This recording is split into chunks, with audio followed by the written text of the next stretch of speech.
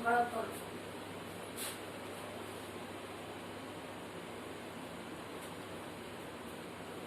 Students, कैसे हैं आप लोग।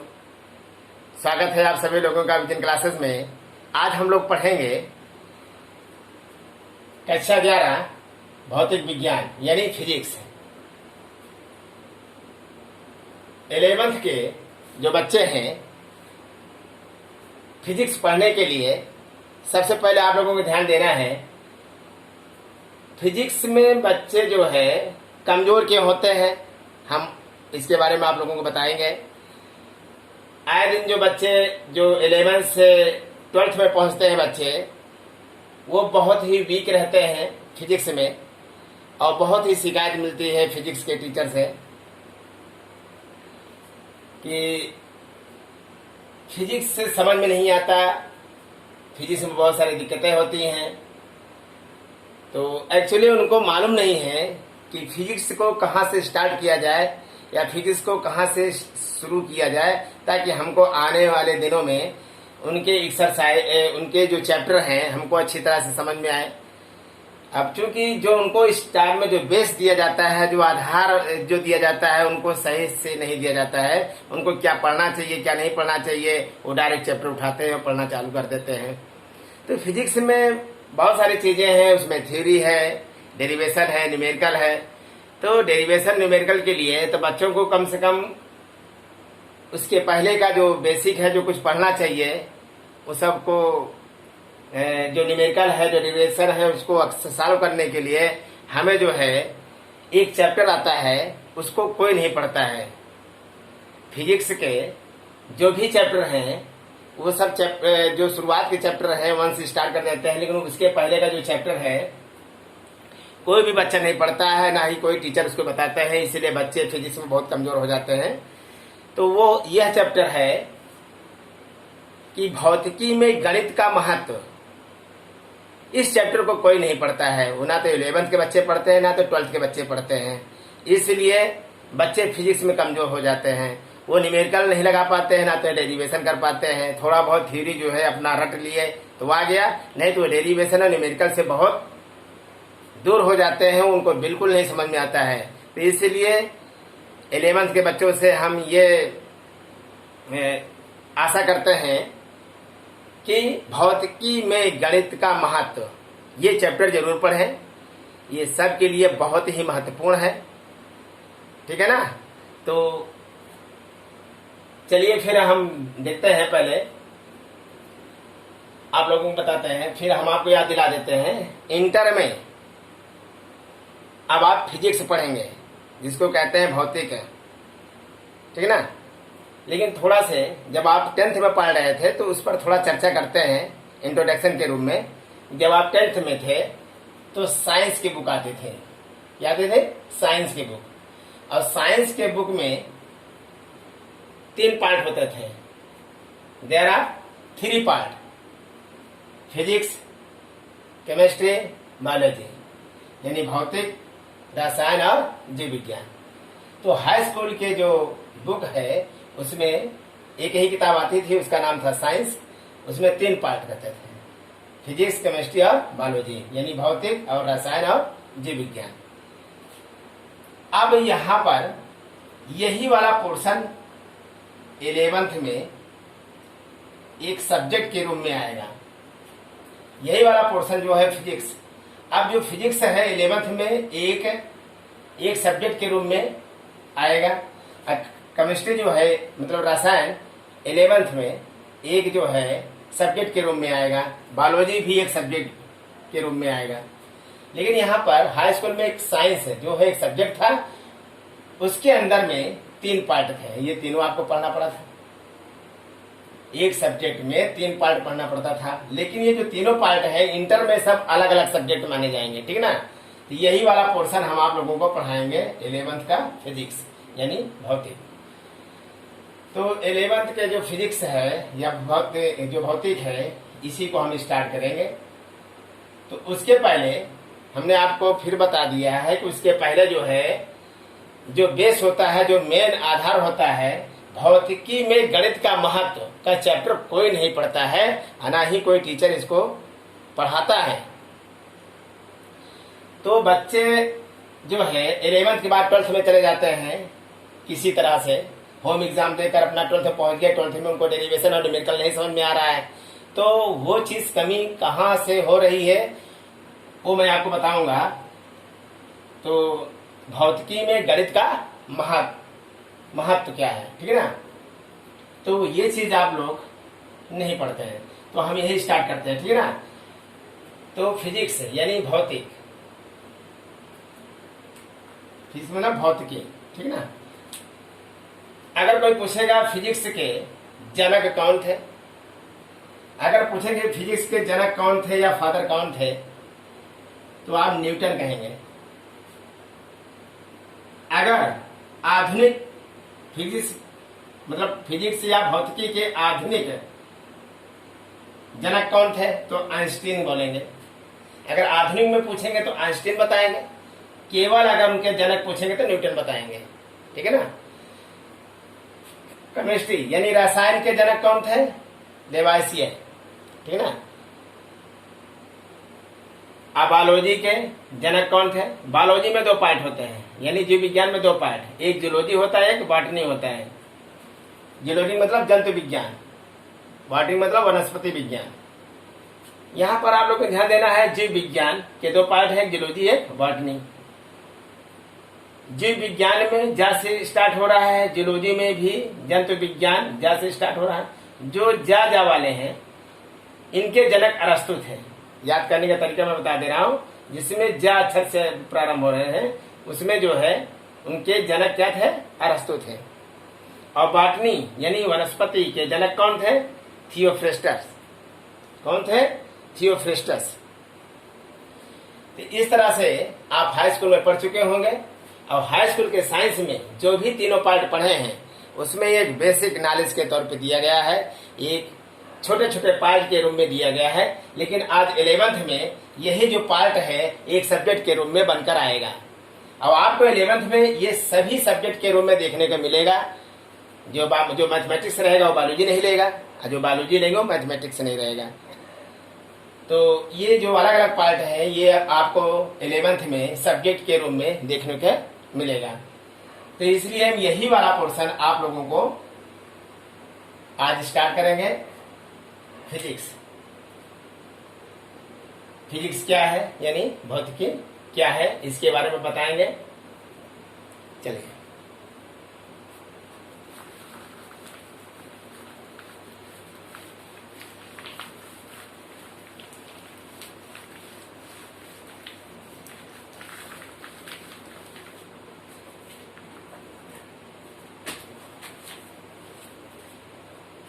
यहां पर लिखिए भौतिकी।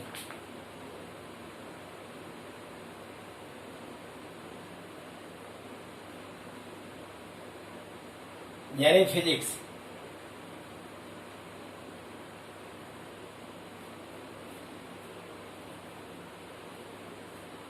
अब यहां पर पूछा जाए भौतिकी है क्या, यानी फिजिक्स क्या है।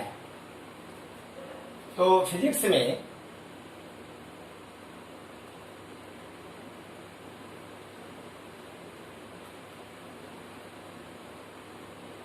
एक प्रकृति एवं प्राकृतिक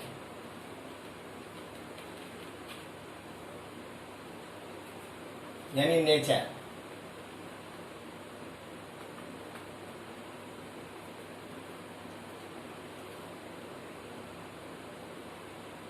फिजिक्स में जो यहां पर लिखा है नेचर, कि पहले इसका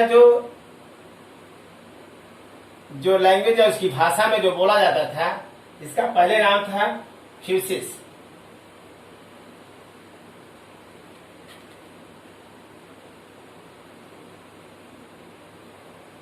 फ्यूसिस ग्रीक अक्षर से नाम से जाना जाता था फ्यूसिस। फ्यूसिस से ही यहां पर जाना गया नेचर, क्योंकि सबसे पहले स्टार्ट में नेचर नहीं था। हम फ्यूसिस से ही प्रकृति की जानते हैं या नेचर को जानते हैं, ठीक है ना। अब नेचर में 2 पार्ट होंगे, एक द्रव्य होगा, यानी मैटर, एक ऊर्जा होगा, एनर्जी।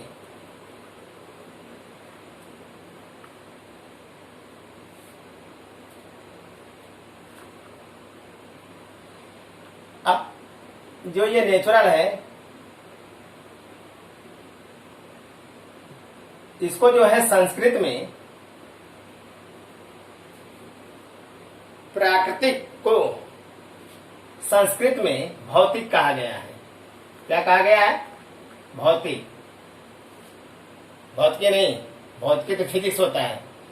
मतलब इसको जो है प्राकृतिक को संस्कृत में भौतिक कहा जाता है। ये भौतिक शब्द है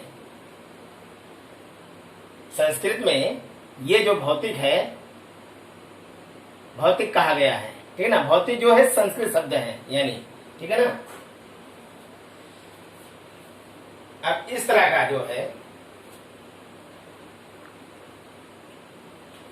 अब आप लोग थोड़ा सा ये चार्ट समझ लीजिए भौतिकी, क्योंकि हम फिजिक्स पढ़ाने चल रहे हैं, तो पहले हम आपको भौतिकी के बारे में कुछ बता दें कि फिजिक्स है क्या। थोड़ा सा इसके बारे में बेस जानना बहुत जरूरी है। भौतिकी यानी फिजिक्स। तो भौतिकी में आपको एक नेचर पढ़ना होता है, और नेचर में जो मैटर और एनर्जी है वही आपको पढ़ना पड़ेगा। मैटर मतलब द्रव्य, एनर्जी मतलब ऊर्जा। नेचर शुरुआत में पहले नहीं आया था। नेचर के पहले ग्रीक अक्षर में फिजिक्स के नाम से जाना जाता था, जिसको हम प्रकृति या नेचर कहते हैं। वही प्रकृति या नेचर जो यहाँ पर लिखा हुआ है, प्राकृतिक को संस्कृत भाषा में भौतिक कहा गया है, ठीक है ना। इस तरह से इसकी डिफिनीशन हम आपको बताएंगे।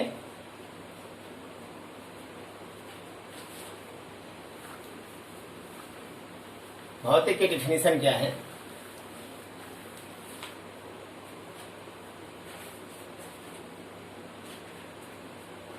भौतिकी वह विज्ञान है,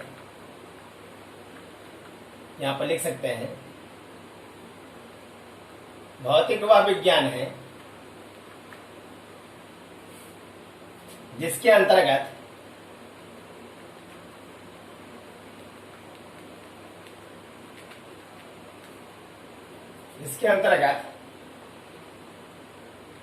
प्रकृति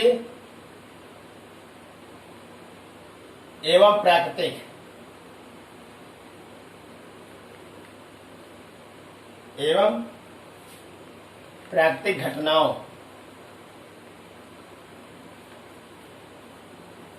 का वैज्ञानिक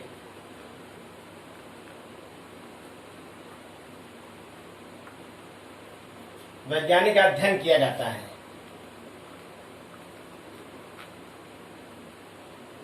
वैज्ञानिक अध्ययन किया जाता है, जिसे हम क्या कहते हैं?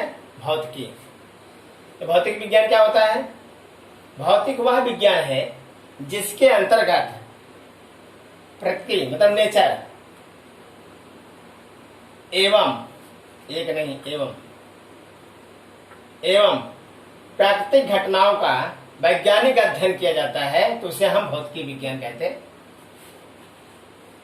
उसे हम क्या कहते हैं? भौतिकी विज्ञान। अब हमने बताया था ये वाला जो पोर्शन है, ये वाला जो प्रकृति है, इसमें दो पार्ट होते हैं। एक द्रव्य होता है, एक ऊर्जा होता है, मतलब एक मैटर होता है, एक एनर्जी।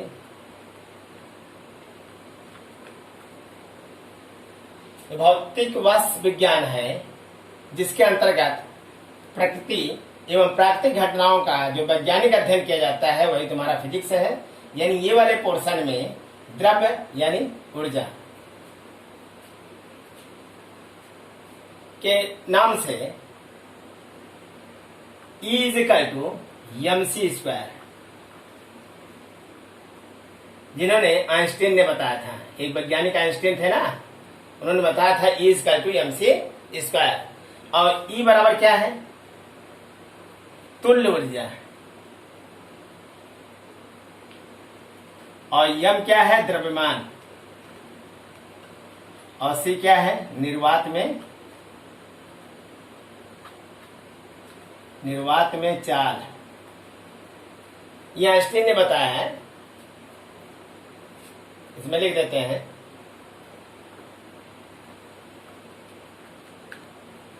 आइंस्टीन वही तो है भौतिक विज्ञान के जो है जनक, इन्होंने ही शुरुआत में ये बताया था। आइंस्टीन ने बताया था कि E equal to MC square, E equal to MC square,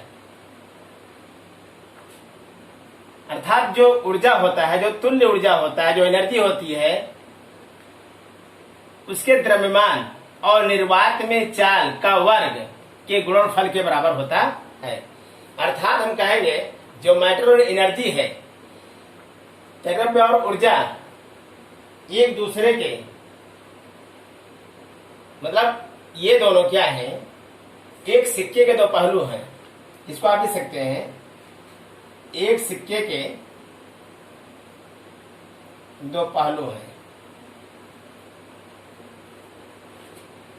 जो मैटर और एनर्जी है, द्रव्य और ऊर्जा, एक सिक्के के दो पहलू हैं, ठीक है ना। तो E equal to MC square Einstein ने बताया था, ठीक है ना। तो ये तुम्हारा क्या है, भौतिकी, इसी को फिजिक्स कहते हैं, ठीक है ना। अब इसके बाद जब हम स्टार्ट करेंगे, ये तो थोड़ा सा भौतिकी विज्ञान या फिजिक्स का जो डेमो था, जो बेसिक जो स्टार्ट होता है, उसके बारे में हमने बताया कि भौतिक क्या है, इसके कौन है जनक, उनके बारे में बताया गया है, और आइंस्टीन के बारे में बताया गया। आइंस्टीन ने क्या पहले अपना जो दिया था कॉन्सेप्ट है, इसी की वजह से आज ये जनक माने जाते हैं, जो भौतिकी के पिता माने जाते हैं, ठीक है ना। वो भी आधुनिक के हैं, अगर आधुनिक के पहले लिया जाएगा तो न्यूटन है, ठीक है। तो एक सिक्के के, तो यहाँ पर द्रव्य और ऊर्जा एक सिक्के के दो पहलू हैं, ठीक है ना। तो द्रव्य या मैटर में जितने आएंगे, जितने भी यहाँ पर अध्ययन किया जाएगा, और ऊर्जा के बारे में जितना भी अध्ययन किया जाएगा, वो सब पूरा जो भी ऊर्जा होंगे, जो इस ब्रह्मांड में जितने एनर्जी है, इसके बारे में अध्ययन किया जाएगा। इसके बारे में जितने होंगे, जैसे यहाँ पर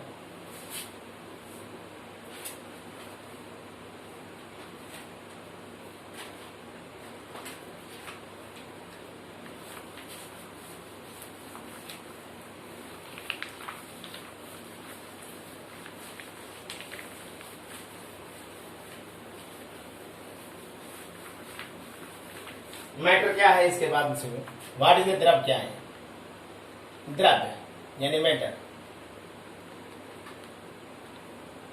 इसमें आप लिख सकते हैं, ऐसा प्रत्येक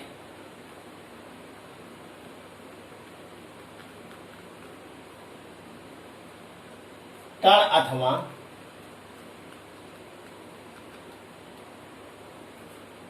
वस्तु जिसमें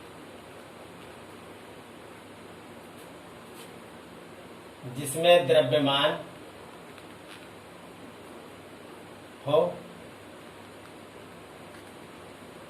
जो स्थान घेरती हो,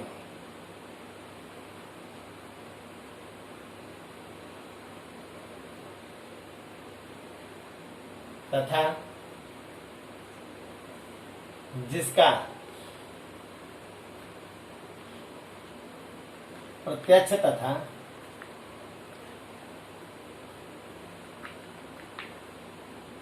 अप्रत्यक्ष अनुभव हम अपने ज्ञानेंद्रियों से कर सके,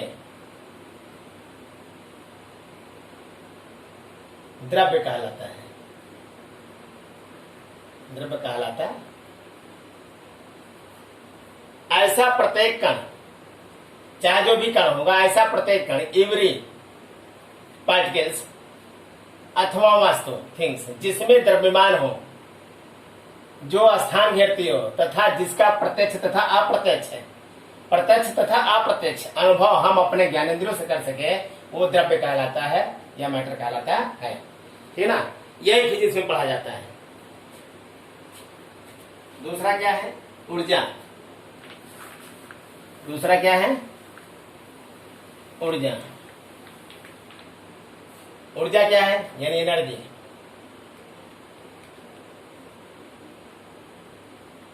एनर्जी क्या है? किसी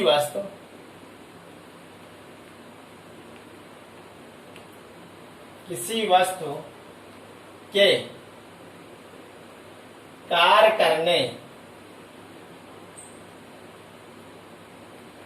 की क्षमता को ऊर्जा कहते हैं। ब्रह्मांड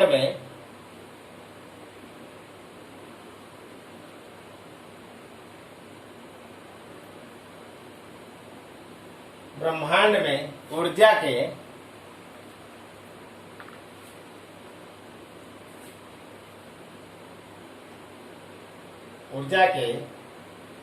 अनेक रूप हैं। जैसे यांत्रिक ऊर्जा,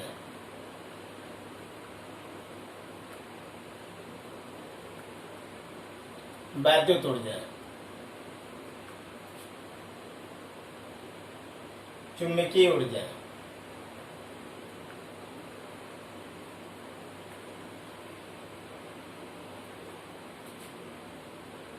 उष्मा,